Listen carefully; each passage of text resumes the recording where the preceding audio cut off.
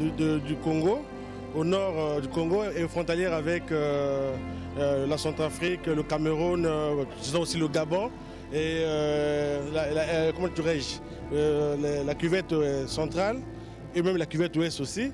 Vous voyez, donc c'est un département qui accueille tout le monde.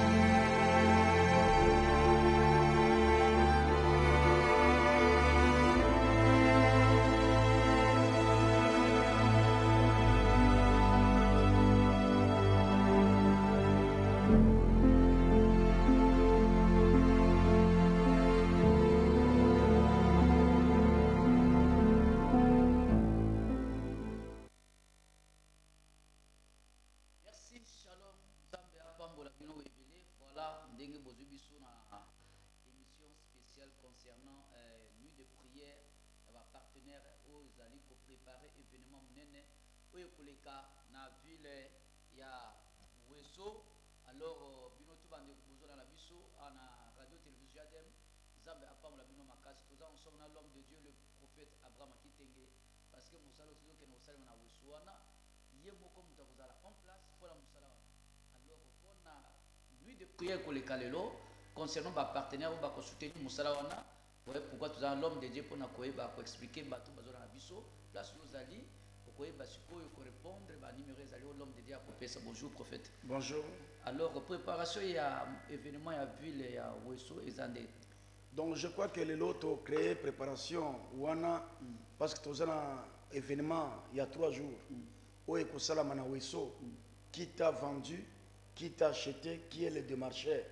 Tu Salamona Weso. Alors comme tu as Salamona Weso, il faut aussi to sali. Mais n'empêche de créer ce qu'on appelle le partenaire qui peut appuyer l'évangélisation au Salamana ville ya Weso. Yango tolobaki que toko tika batu nyonso kande ngwana te tolingi batu ebele ba participer na kati ya bénédiction wana pour nzambe ko pambola bango nzambe ko salama kama minene nzambe ko fungula. Vous savez même JADM oyo moni il y a les efforts qui ont été faits.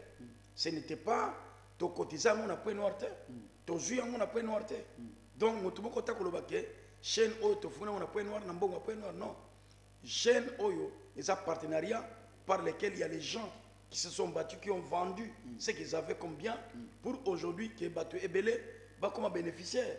C'est pourquoi aussi Nzambe a Pambola namona ba mususu misala bazwa mususu babota kate Nzambe sala babota. Pourquoi? Parce que les gens ont participé à ce que nous appelons miracle partenariat. Miracle partenariat et ça veiller au écosystème parce que tout ça n'a pas quoi lelo prier les alliés il y a décision finale. Décision finale les alliés les lots de 16h à 19h. Prière à ma casse au Tozanango, décision finale. Après décision finale, les autres ont veillé. Nuit de prière. Nuit de prière, les alliés qui sont là. Pour na bande konyons, oyo bakoya na participation na bango, pour na kokota na katia partenariat, ko soutenir campagne oyo salama et ko salama na Weso d'ici le 28, le 29, le 30 na Weso. Donc c'est pourquoi tu lobby bande ko faut participer na kati. Kosombe la moto masanga. Et ça tu ne gagnes rien. Mais lorsque tu participes à une évangélisation de l'empereur Oyo Ezana Weso, flamme et Pelana Weso, tu sais que ces choses-là, ta prière-là, Dieu se souviendra toujours de toi parce que tu as posé l'acte de soutenir une œuvre et Dieu est toujours préoccupé de son œuvre. Dieu ne se préoccupe pas de nos vies, mais de son œuvre.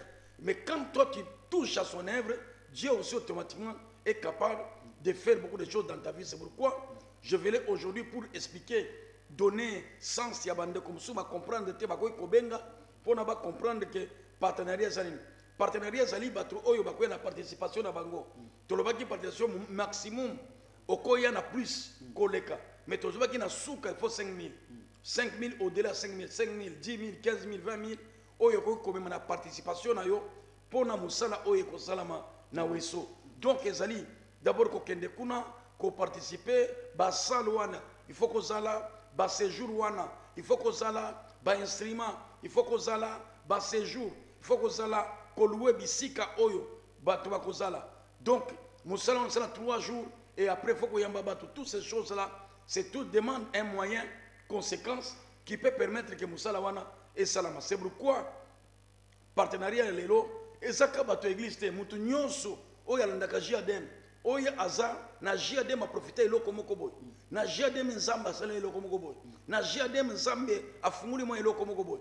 Après kozala lelo tozana nuit de prière appelé nuit des partenaires. Nuit des partenaires. Non, c'est uniquement pour les partenaires. Pour les partenaires, pour soutenir au son nzambe to kota bango prière, ko sambela pona vie na bango, ko sambela pona ba activité na bango, ko sambela pona ba problème na bango, ko sambela pona nzamba fond la finance na vie na bango et ensuite ko sambela pona bango pona weso musala ele kala weso trop bien. Voilà, na invité bande koba ya na nuit ya lelo, ya autre appel nuit de partenariat. Nuit de partenariat, yango na kozolo bakeza pona ko soutenir musala oye ko salama na weso.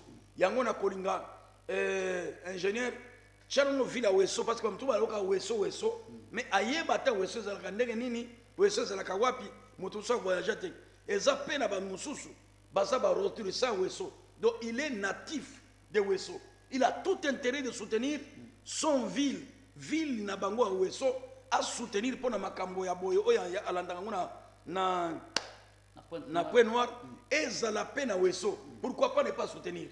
Tu ne peux pas te dire que je suis de Wesso sans ton soutien. À ce moment-là, tu n'aimes pas ta ville, tu n'aimes pas tes frères. Oh yo yo bénéficie à Kango awa. Il faut peine à Wesso Kota. Je pense qui t'a vendu, qui t'a acheté, qui est le démarcheur, ce sera unique. Première fois, Yabata Wesso Bayoka. Première fois, parfois, donc on peut savoir interview et belé, Yabande Kwa Wesso. Oyo bakoloba baza ko expliquer qu'est-ce qui se passe. Toi yambana ndeko moko appel. Allô? Allô? Allô papa. Oui. Mbote papa. Mbote. Papa en tout cas ezala ngai mwana na yo na lukani mero na oni ya ona sina mekai kobenga. Ala ina posa nikolo na kutana nayo. Koya okoya na église to kutana sans problème. Na lingi bande ko ba benga pona problème ya weso. Tolobi awa mutoko benga ozana question lingo tuna soko ozana question moko ya likambo comprendre te benga 05 356 33 33 05 356 33 33 soko ozana likambo moko nano comprendre bien te tuna benga problème ezate to kolimbola yo o comprendre que lelo ezali toye ko parler pour ko confirmer tozana nuit de prière appelée nuit des partenaires.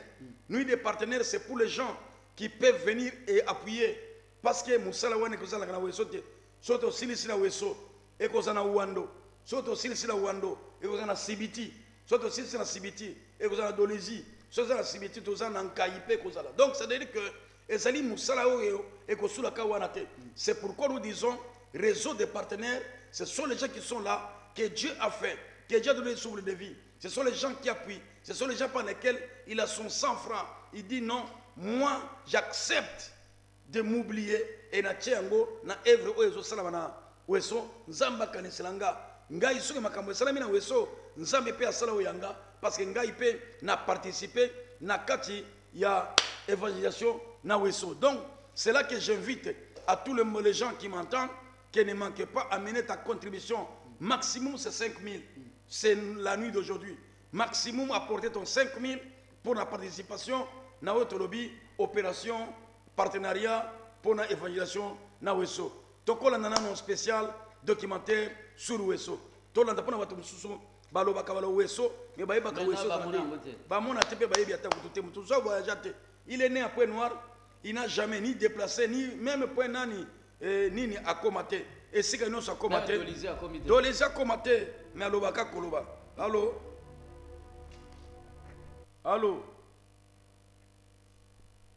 05 356 33 33 oyo ozana likambo oyo comprendre te soko ozana likambo oyo comprendre te tuna nde moment oyo tokolimbola yo likambo nanu sosoli te o comprendre te yango tolobi nuit de prière ezali pona pas partenaire les gens qui sont partenaires pona makambo ya weso nuit de prière ya lelo pona bolanda voilà weso landa no commentaire wana suivez.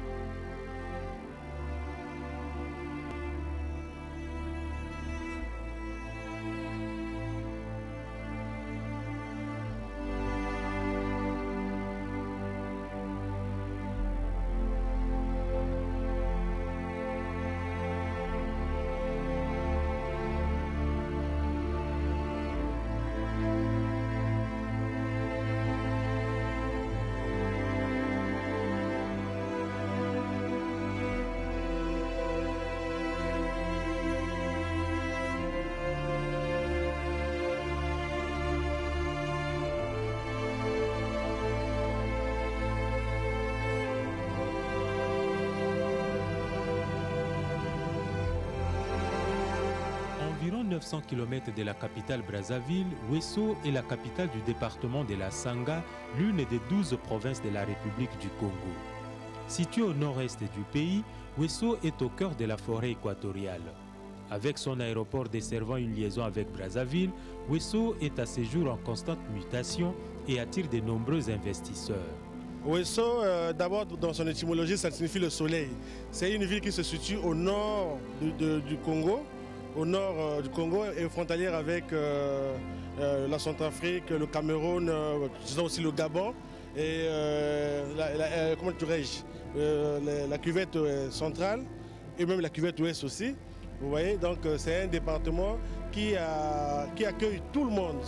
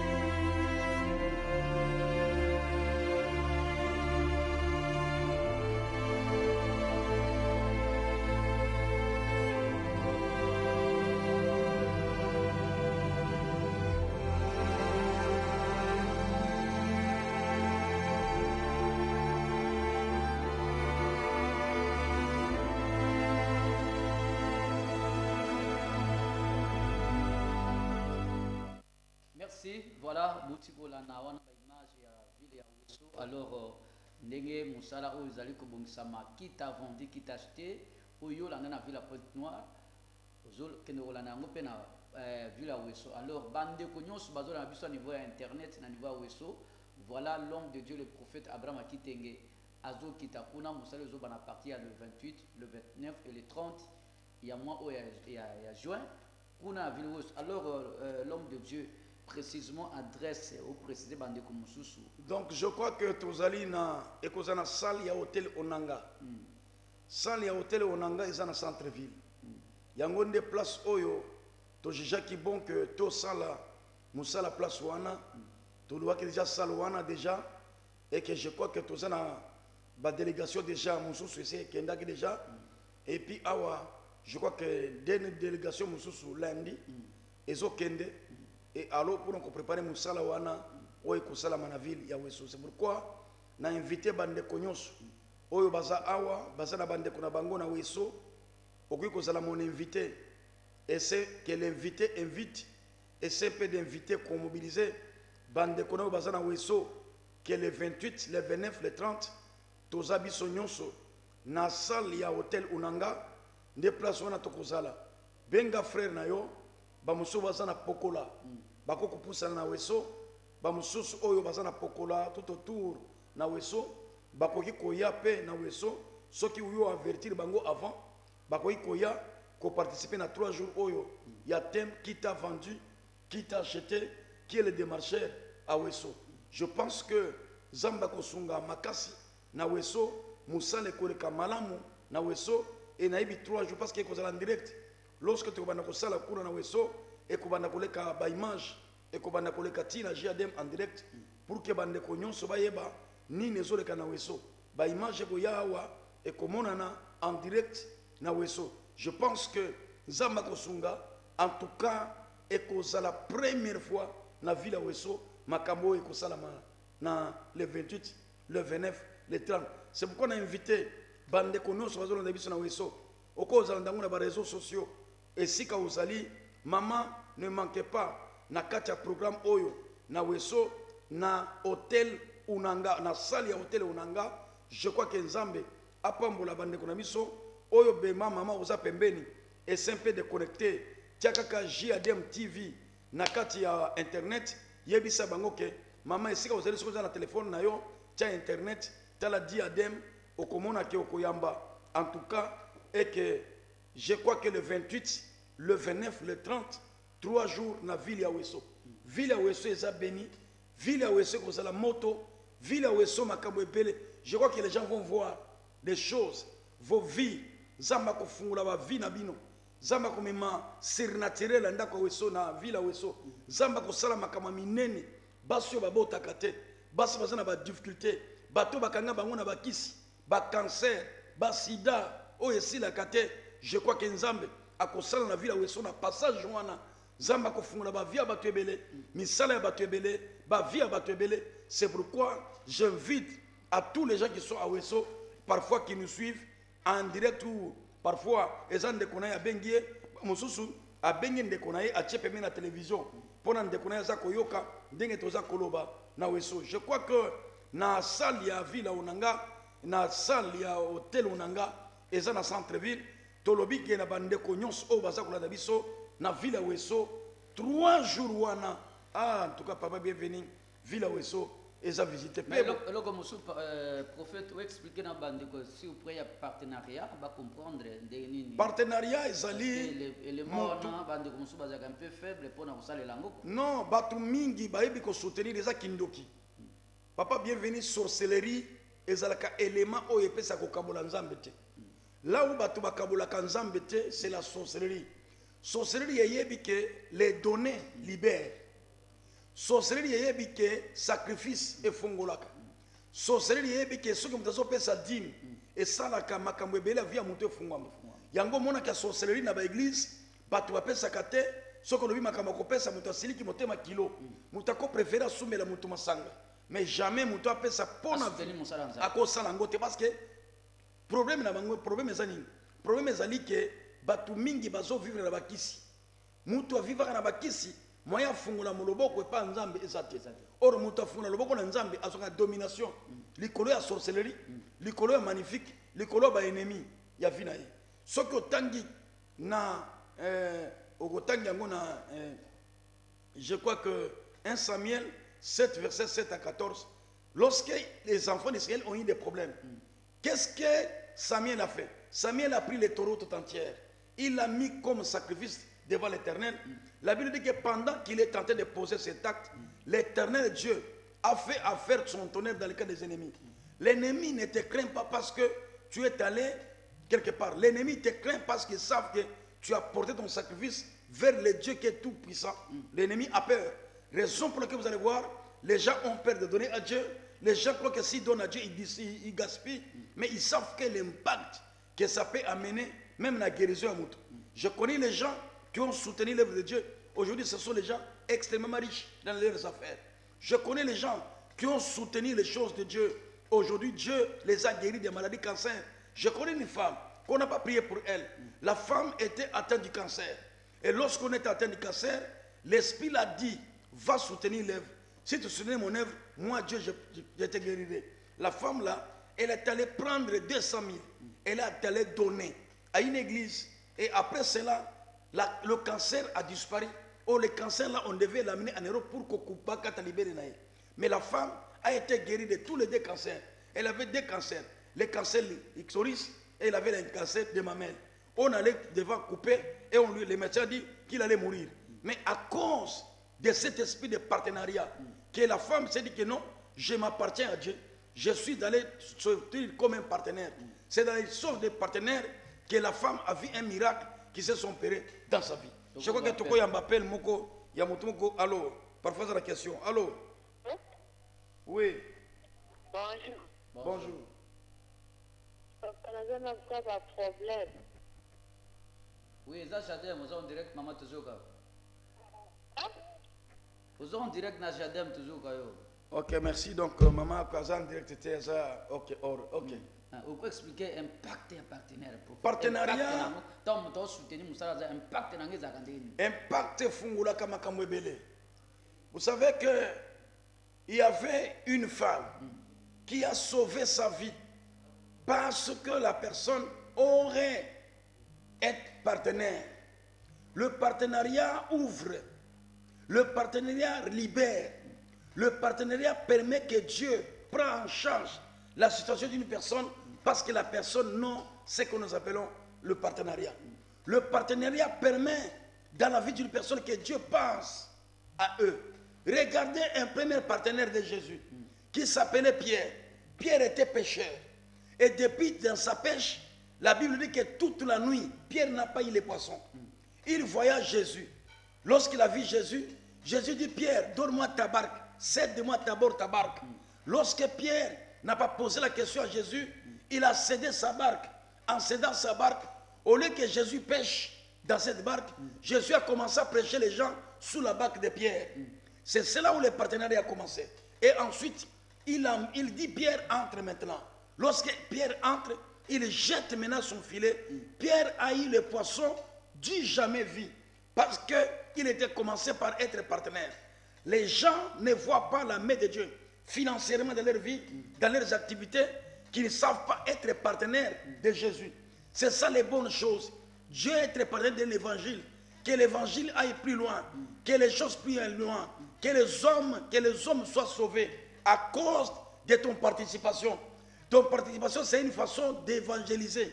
C'est une façon de sauver les autres. Parce que les gens qui seront là à Ouesso, qui seront sauvés, qui sont dans les fétiches, qui croient que les fétiches c'est un moyen de régler les problèmes, qui croient que les fétiches prennent les maris d'autrui, qui croient que les fétiches, il faut envoyer à quelqu'un, bloquer quelqu'un, mais qui vont comprendre que on les a vendus et on les a fait croire que les fétiches, c'est ça l'élément principal. Lorsqu'ils vont entendre les enseignements comme qui t'a vendu, qui t'a acheté, qui est le démarcheur, les gens vont comprendre leur vie et les gens vont recevoir Jésus et automatiquement, Dieu est celui qui a été partenaire. Dieu se souviendra de lui. Pourquoi? Même dans ta prière, tu vas dire, Seigneur, si ce travail qui s'est fait à Ouesso, j'ai participé, Seigneur, souviens-toi de moi. Je connais quelqu'un aussi qui a été partenaire. Dieu a bâti ça qui m'y vinaï. C'est Ézéchias. Ézéchias, on l'envoie un message que tu dois mourir. Ézéchias devait mourir. Mais Ézéchias dit à Dieu avec l'Olendo, Seigneur, je dois mourir. Mais souviens-toi de moi, de tout ce que j'ai fait pour toi. Comment est-ce que moi je dois mourir? Dieu se souvient de ce qu'Ézéchias a fait. Il envoie un prophète et dit, va dire à Ézéchias, j'ajoute les années autour de 15 années. J'en ai 15 années qu'il allait mourir. Dieu peut ajouter dans ta vie que les médecins ont dit tu dois mourir. Mais en donnant ça, en participant dans ce partenariat, Dieu est capable d'ajouter quelque chose autour de ta vie. Dieu peut ajouter quelque chose sur tes enfants. Dieu peut amener la guérison dans ta vie. Dieu peut amener beaucoup de choses dans ta vie. Même dans tes que tu fais comme affaire. Il y a des blocages. Mais tu peux débloquer ça en se faisant partenaire. Tu peux débloquer tes activités en se faisant partenaire. Tu peux bloquer beaucoup de choses dans ta vie en se faisant partenaire. À être partenaire, j'ai vu les gens qui ont eu des emplois. Parce qu'il a accepté d'abord d'être partenaire en faisant dire Seigneur, quand j'ai été partenaire, j'ai participé ensemble. Depuis ce jour-là, je vis. Moussa Langana Monaki, Mais quand j'ai accepté d'être participé, à être partenaire, Dieu a ouvert beaucoup de choses dans ma vie. Donc je crois que les gens n'hésitent pas, participent dans ce travail qui se fait. Aujourd'hui, nous avons la nuit de prière à ce que nous appelons partenariat, contact avec Dieu. Donc, ne manquez pas. Et puis à 16h, à 19h, nous avons notre thème que nous allons parler, décision finale. Donc, culte ezali à poko ezali. Ezali à poko toza koloba, décision finale. Excusez, dans la question, moi, que le prophète. Décision finale. Décision finale, Elinga Lobanini. Moïse devant la mer Rouge. Il était en face d'une situation grave. Soit Tokoufi, et tu Tokoufi, la biloko mibale. Pharaon a zakoya na ba char. En face de l'amisso, ceux qui ont traversé Maï. Les gens se sont dit que mais ça c'est non. Mais Moïse dit, calmez-vous. Il y a une décision au-delà des deux décisions. La décision qui est là, nous devons mourir. Mais devant une décision, il y a une décision qui est supérieure de toute décision. Qui, ce qu'on appelle, qui sort de la nature, qui devient décision surnaturelle. C'est là Moïse, Dieu dit à Moïse, pourquoi ces peuples, pourquoi ces cris? Il dit, mais les peuples crient parce qu'ils sont en face de la mort. Mer Rouge, Pharaon. Il dit, qu'est-ce que tu détiens dans tes mains, propres mains? Il dit, j'ai la verge. Et Moïse assure le peuple. Les Égyptiens que vous voyez là, vous ne les verrez plus jamais. Parce qu'il y avait une décision finale. Et lorsque la décision finale arrive, a frappé Maï et Kabouanaki. Et puis Banani, Balekari. Et à la moutoumou soubama, médecine c'est le bio sur Koufi. Osant un cancer. Et quoi que non, c'est ça la décision finale. Les gens l'ont dit que toi, tu es malheureux, tu es un pauvre type. Ok. Allô? Allô? Allô, prophète, bonjour. Bonjour. Ah, c'est votre fils, papa. Moi, je suis Patrick. Olobinini? Nabia, moi, je suis Patrick. Oui, Olobinini. Ah, papa, là, tout le moment, ma tâche, c'est vraiment d'amener à ça la langue de nous, un petit sujet de prière, le bon dernier, c'est là. Est-ce que vous qui ne connaissez pas? Ok, tu as la ponae, Zamba guerrier, Zamba sala, Otoza Koloba, nuit des partenaires. Et qu'on va précisément quelle est? Et zo banda aux environs de 22 heures. Après culte, il y a pourquoi? Après culte, il y a pourquoi? 22 heures, tu as une prière pour nous, nuit de prière pour les partenaires. Donc chacun de nous peut apporter son 5000 comme participation. Nakati a nuit de prière pour nous soutenir Moussala et Kendri Moussa. Voilà, je suis venu tout simplement expliquer et éclairer pour que les gens comprennent. Parce que beaucoup de gens ne comprenaient pas ça. Mais quand je suis venu expliquer, il y a ceux qui ne comprenaient pas. Maintenant là, ils ont compris que même si tu pries quelque part, ce n'est pas un problème. Prier quelque part, ce n'est pas un problème. Le problème qui est là, tu peux avoir la volonté de participer. Participe.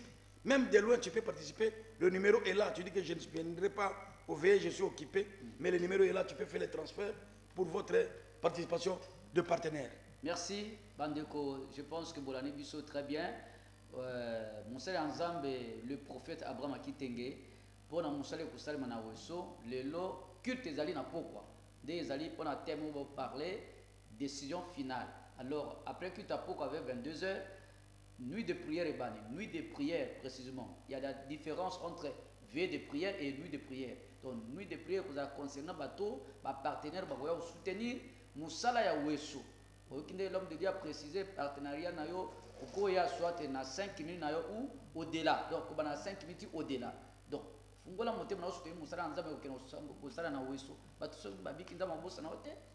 Moussala, on a alors l'homme de Dieu qui vers la fin à cause du temps pour qu'on ne puisse se reposer. Tout ça, pour ça, Malbana Souka, pour na Moussala, Yaweso, pour na. Zambia Pambola, Bande Konabiso, d'avance. Bomona Kaba témoignage, Nengue Salamaka. Et je crois que c'est réel que Dieu fait. Je demande que Dieu bénisse tous les gens qui nous suivent à ce moment de venir. Sois mon invité, sois mon invité. Tu ne seras pas déçu. Dieu pensera à toi et tu vas témoigner. Je le crois. Et le Seigneur, ce que Dieu va faire là-bas, il le fera aussi dans ta vie. Donc ne manquez pas de ne pas venir aujourd'hui là, cette nuit, qu'on appelle la nuit de prière. Si tu n'arriveras pas la nuit, le numéro est là, tu peux appeler ou soit tu peux faire les transferts. Des transferts, dire que je n'arriverai pas parce que je suis occupé, mais je peux envoyer mon participation. Vous pouvez préciser le numéro? Le numéro c'est 05 356 33 33. 05 356 33 33. 05 356 33 33. Venez participer. Que mon Dieu vous bénisse. Sois béni, sois béni. À 16h maintenant là. Maman, ce que vous avez baloka, vous avez koloka. 16h décision finale. Après décision finale, 22h, tout ça la nuit de prière. Que mon Dieu vous bénisse. Ciao, ciao. Sois béni, sois béni. Que les gens qui sont malades, que Dieu vous guérisse. Que les gens qui ont des situations, que Dieu ouvre. Que les gens qui ont des situations graves, que le Seigneur entre dans leur vie et que les choses s'ouvrent au nom de Jésus, dans le nom de Jésus-Christ. Amen. Ciao et que Dieu bénisse. Merci.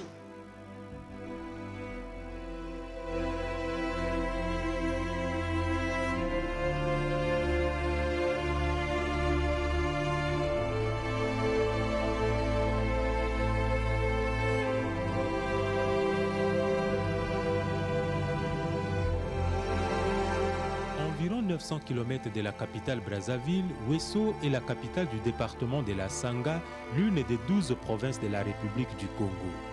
Située au nord-est du pays, Wesso est au cœur de la forêt équatoriale.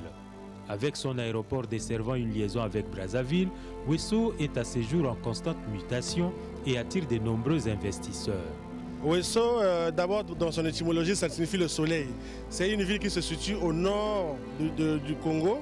Au nord du Congo et frontalière avec la Centrafrique, le Cameroun, disons aussi le Gabon et comment dirais-je, la cuvette centrale et même la cuvette ouest aussi. Vous voyez, donc c'est un département qui accueille tout le monde.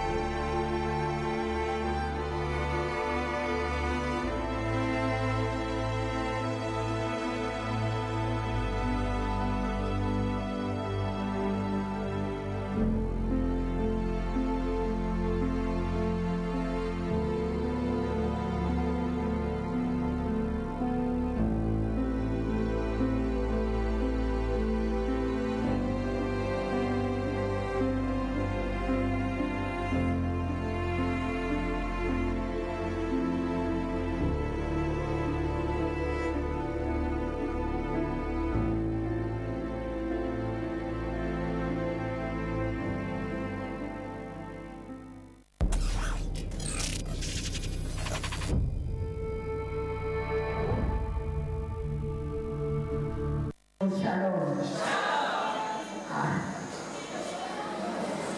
Bon, la 2019 va opérer là. Si vous avez la question, vous pouvez la question, la vie maladie. Là, on a la maladie, toqué au hôpital. Parce que l'échographie. Alors, ah, maman, il y a une semaine, je vais opérer l'autre. Aux enfants. On a la calcul, la adresse, la cachava. Donc, il y a une semaine, car on va te préparer pour une semaine pour opérer. Allez. Donc, pour que vous ayez un mobile là, pour donner la légui, oh, le religieux, nous avons pas passé la caractère de l'ours. Il a pas passé la passion du mobile. 5 opérations de suite. Il n'a pas passé la ah, si vous ne pouvez pas passer la Zambé, la Lévi, Zambé. Tant que vous passez la maladie dans nous autres, akendeke hôpital oyo lokola ndenge évangéliste nde abalobaka soki likambo na yo ezokose répété il faut otala yango bien nalobi te bakokosolaka te nzambe soki moto azobela na nzoto akendeke hôpital eloko soki likambo akokomi spirituel akendeke wapi nalobi mongongo mongongo lobelinga akendeke église namibitaka okendeke église mais n'importe moi église nini eza hôpital na hôpital porte ezalaka ekokanaka te mais komi na baéglise mosusu soki 9h porte ekokanaka 12h 18h porte ekokanaka nzambe lakisa ngai église nini na kokende oyo ebengi hôpital nayoki mongongo jiate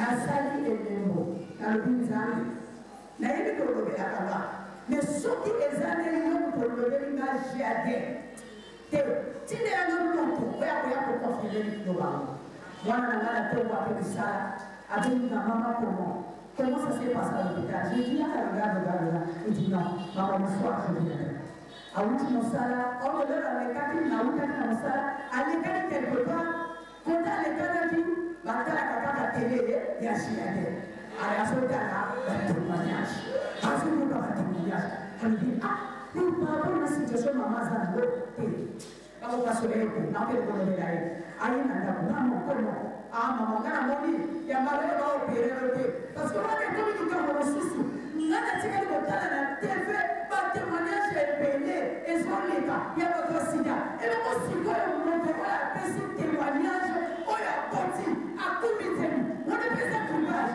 mama tokelela jiadenjeki gloire à Dieu teye tango teye mosakoli ateli makambo nyonso oyo papa te abalwa mokolo wana nalelaki le Seigneur c'est tout ce que je vis tango kaka na koti natali awa nayebaki signification ya GDMT tango na koti kaka natali awa oh Jésus-Christ en action dans le monde c'est ce que ça veut dire donc ngai ya ngai nakokangama awa obana koyana mobali na ngai tolie tobundi bituka ya sonde na ngai docteur alobaki na ngai une semaine eleka te po baopere yo sinon eko éclate lelo tokoli presque na 4 à 5 mois atianga dirige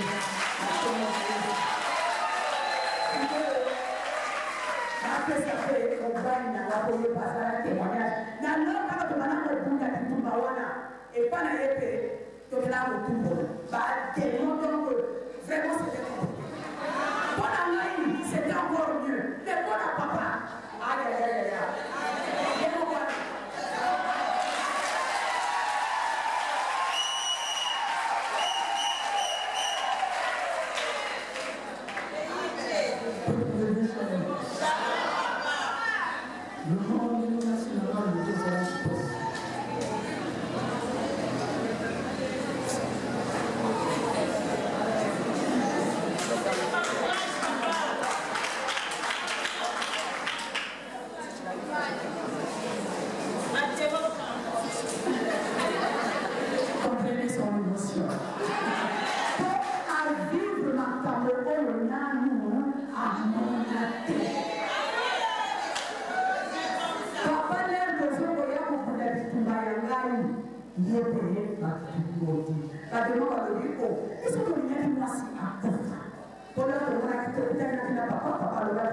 c'est un esprit de mort.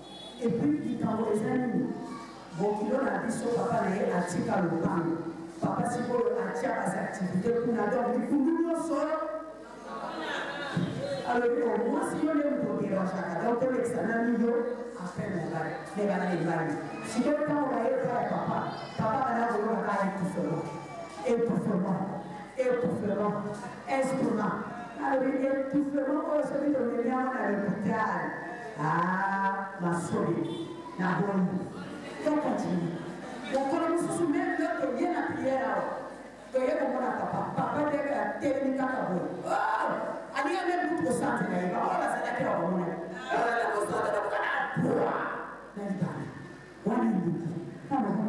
la toujours pour les gens. Non, l'hôpital, pour qu'il y ait quand même l'hôpital. Pour que l'hôpital, médecin, après ici. Qui si on a des allergies, on ne peut pas soutenir, on ne peut vivre. On a des médecins, mais par réaction, on va dire, bon, on va changer le médicament. D'accord, on change le traitement. Traitement, on a changé. Pendant qu'on venait ici, on priait, il y a un serviteur de Dieu, de Kistel, je crois bien, ou de Serpounou, qui dit papa, mon père n'a pas de quoi, mais il doit avoir la tête. On le dit, non, j'ai dit pourquoi? Parce que c'est mon ami. Papa a essayé à le dire, tout ça, 4 jours de jeûne et prière. Donc, continue à jouer, dans le jour où papa est au sous-bamatina. Pas démon. Là, le Dieu est la femme de lui. Allez, prière le sous. Papa, nous sommes comme à la salle à intercession. Te copie, niveau mon souci. Et comme il fait un peu de mémoire. Là, il est dans son oreille, papa, est-ce que vous avez papa? Alors, il dit, médecin. Papa, mais il y a qui s'est d'ailleurs pour il n'a pas de temps, la réaction de la réaction. Alors, il dit, pourquoi tu as un traitement? Pourquoi tu veux traitement? Parce que de l'estomac, au sous-maquina, la mémoire, ça n'a pas de rapport. Donc, on kata ici. Donc, et si quelqu'un dit qu'il y a le papier, ok, le docteur a sali à mais moi j'avais tout compris. J'ai dit on arrête, on fait ici. Les lundis, donc la délivrance. Il nous on a mis surtout. Ceux qui passent à l'intérieur de la lobby, maman, quand tu t'étais, c'est pour ça que nous sommes papa sur le bénédiction. Perte de mémoire et côté lié. Azoye va laisser ce matin au thé, Toko Kika de Kacha Ah, ils ont passé. L'année on a commencé à le sous-souper. Tel qu'il est là, Azo Sara le sous-souper pendant presque 5 mois. Mais dans le moment où il y a un salade. Mais pour la Mosala, il y a qui Mosala, il y a qui Mosala, il y a qui Mosala, Maka Mosala, Waouh. Si bon, l'annonce sera tellement de copies dans le sang, la délivrance, la prière, Zambé, la fin en haut, à l'Ico-Sala. Mais les gars, on va faire un temps à quitter les Sala, la lumière.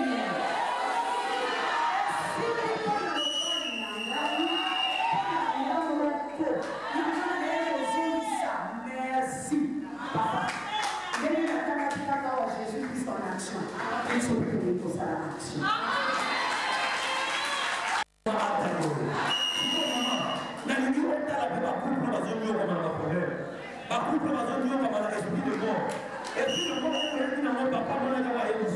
Mais la carte de la prière, ça va dire dans le monde esprit. Pour que vous voyez que ça va venir dans la télévision. Maman, et ça passe, les mieux, la noti, mon papa, ce qu'on a dans la radio, et ça n'a pas comme lui, il va se finir. Papa, la mission va tout. La mission n'a pas, donc on peut se finir. Pour le papa, hasard, magicien. Hasard, magicien. Moi, mon problème, c'est d'être délivré. Je m'en fous des trucs aux autres. Salut à Marie.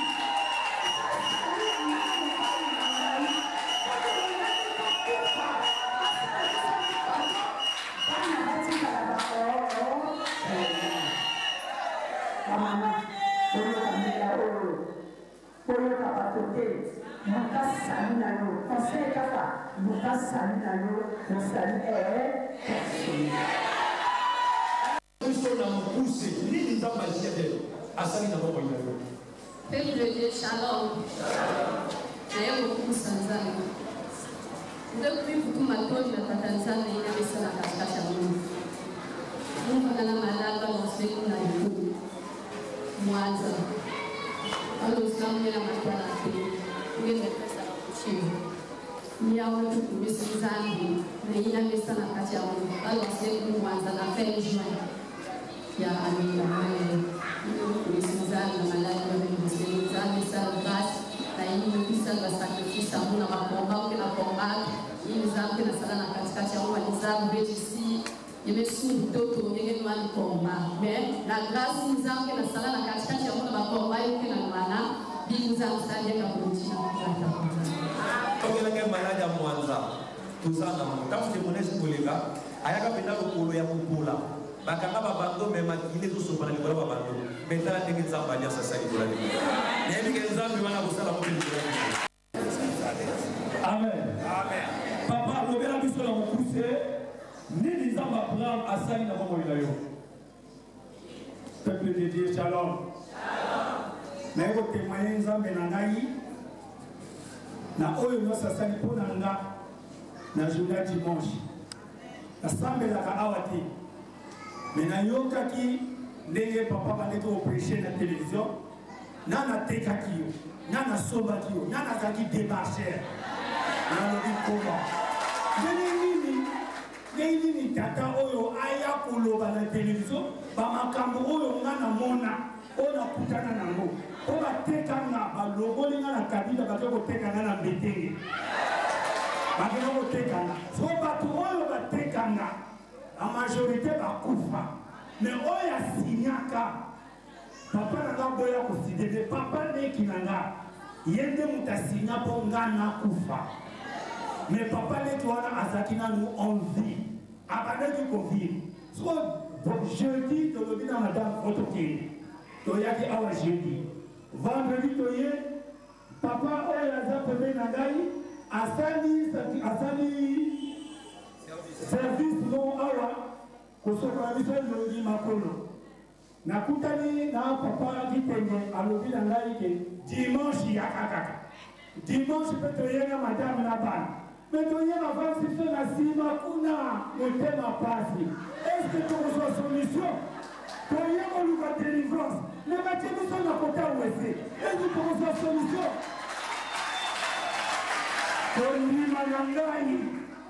kondima na ngai nayebaki ke lokola nzambe apermettre nafungola télévision nayoka maloba oyo ntango nakokende nyonso oyo bakopesanga nyonso bakoyebisanga solution ekozwama papa kitenga alobaki moto nyonso aza na 1000 francs asomba mai aya asoba huile nakobondela mpona mai wana baoyo baza na 2000 baya baleka liboso nasombaki mai nasombaki huile namelaki mai nake na ndako nasaleli huile dimanche lundi mardi mama na nga wakotinga aza maladi abenginga michel wakotekekele mokele izo ngezaba munao mama muzaba nezaba deja iki ngemedia papa nge umedia papa